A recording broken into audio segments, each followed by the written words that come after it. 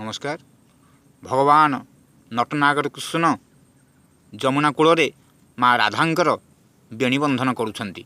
बेणीबंधन करने समय कृष्ण कहउछंती आगो राधे तुम्हें गोपपुर रे एकमात्र चोर कहीं ये पदटी श्लोकरू उद्धृत होइछि।